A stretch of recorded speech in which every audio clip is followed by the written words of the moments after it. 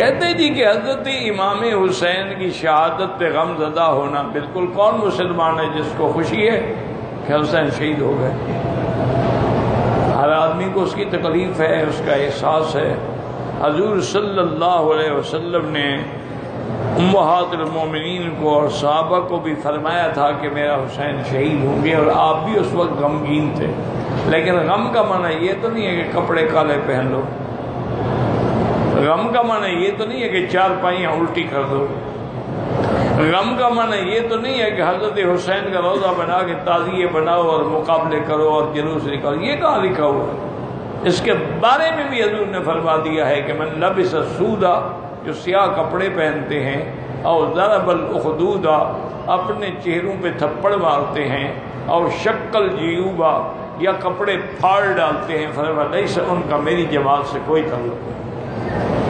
غم الگ بات ہے، غم کس کو نہیں ہوتا؟ بس اصل مشکل جو ہے نا جی وہ یہ ہے کہ وہ کسی نے کہا ہے نا کہ جھوٹ اتنا بولو کہ تمہیں خود یقین ہو جائے کہ میں سچ کہہ رہا ہوں۔ شیعہ کے پراپگنڈے نے اتنا جال پھیلا دیا ہے کہ حسین کا تو غم ہے، حضور کی وفات کا غم نہیں ہے۔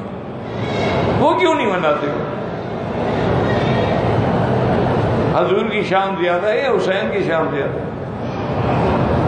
حضرت حسین کی شان زیادہ ہے، حضرت علی کی شان زیادہ ہے، ان کے لیے تو غم نہیں کرتے ہو۔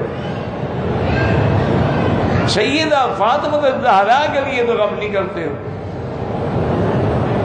غم کا معنی یہی ہے کہ آدمی کو اس عمل پہ افسوس ہے، دکھ ہے کہ ان کے ساتھ جو کچھ ہوا وہ زیادتی تھی، وہ ظلم تھا، لیکن اس کا شکل یہ تو نہیں کہ محرم میں شادی نہ کرو،